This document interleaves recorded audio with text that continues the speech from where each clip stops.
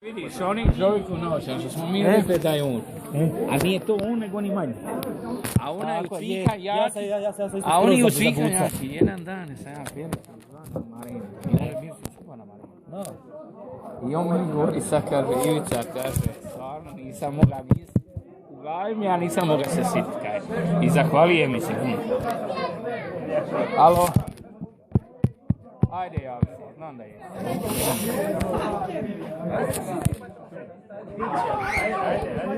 Evo, odeš me.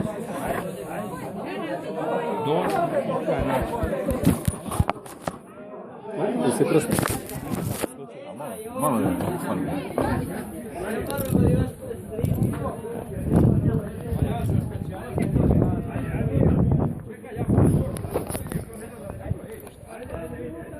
Ej, čula? Ajde, vamo pas mače, pa nemoj me tako provocirati za jebati. Eto ti, na, vidim da jesi, smije se. Ajde, progovori jebemo, mače. Čuješ? Imate puno toga lipo ispričati. Nede! Ajde, u kurac. Nikome ne provocira ni ti.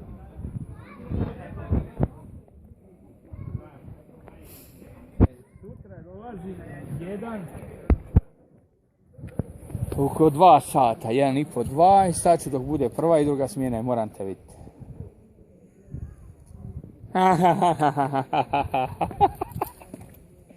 Ajde, javi se rekure, tebe zajebaš.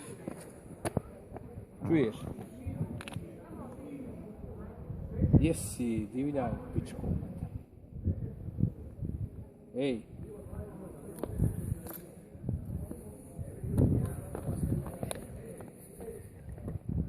Ne.